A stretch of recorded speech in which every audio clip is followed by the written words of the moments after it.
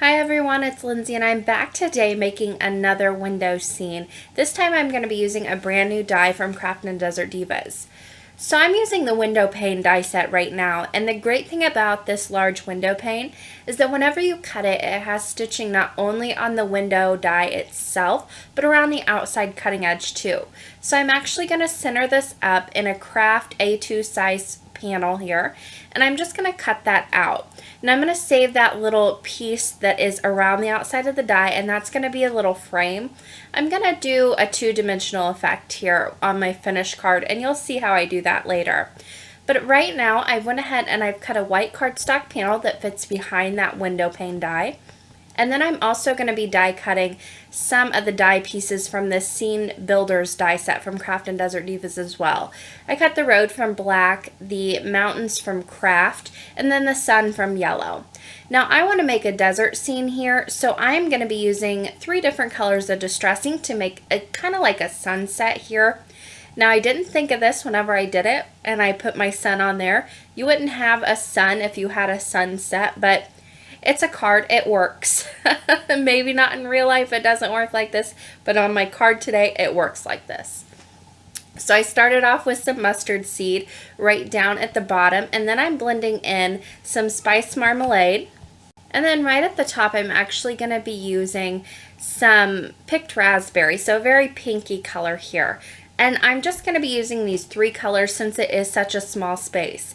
Now I'm using painter's tape to mask off like the bottom 2/3 of my card panel here, and all of that below is actually going to be sand. So anything above, I'm going to put the mountains up there, and most of this is going to be covered, but I do want this sunset peeking out from behind those mountains. So in order to do this sunset, I'm moving back and forth between 2 colors all the time. So I first put down my yellow, moved on to that spice marmalade, and switched back and forth between those 2 until I got the intensity I wanted and the blendability. Now whenever working on regular cardstock with your distressings, it's best to put down a few layers. Once you build up those layers, the ink moves around a little bit easier once it has some slidability on that cardstock. So just remember, whenever you're starting out with your distressings, it does take some practice. You do need to get the feel for it. Use a light hand and build up your color. Don't try and go in too dark at once. And also, I've noticed a lot of people saying that they still get those marks even whenever you're using the smaller blending tool.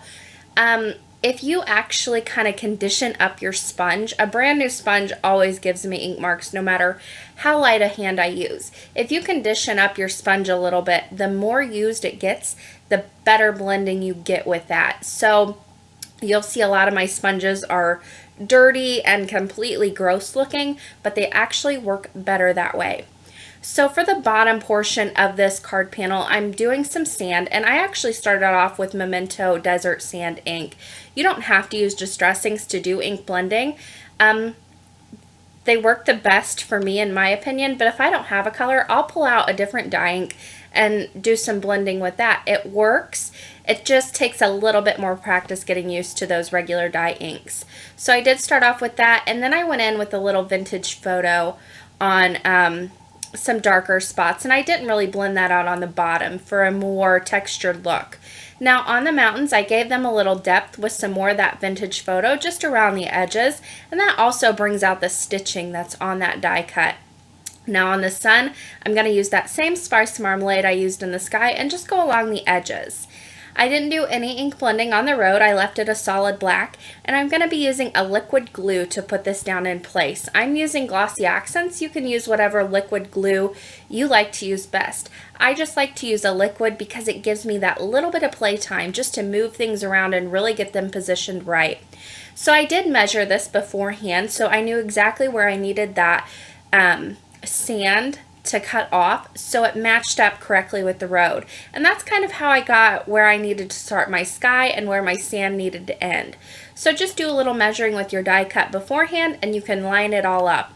Now for that frame, I'm using the very thin 1/8 of an inch score tape all the way around it, and this will fit right on to an A2 top folding craft card base. Now this is pretty thin of a frame, so it is a little tricky to get it lined up, but I just took my time and just was careful and lined it up as best I could.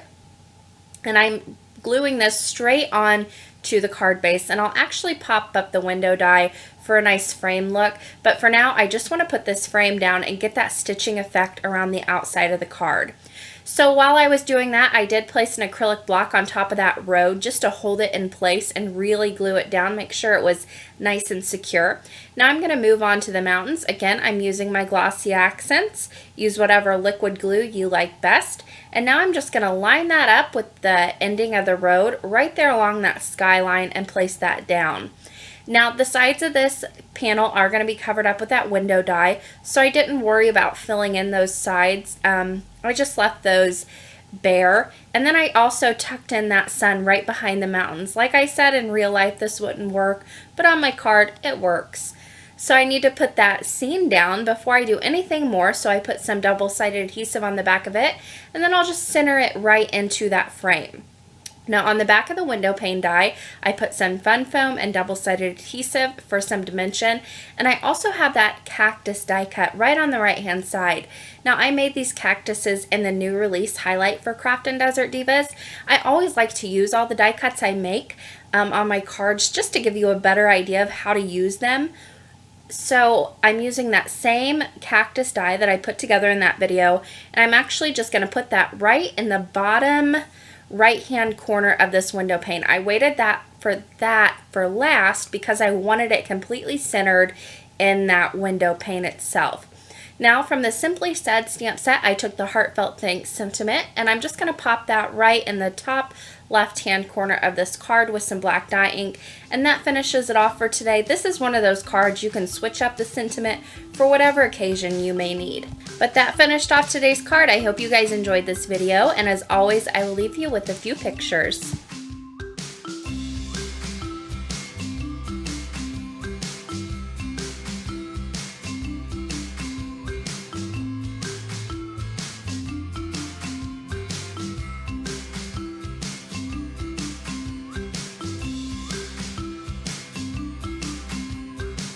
On the left hand side of your screen, you'll see a few different links.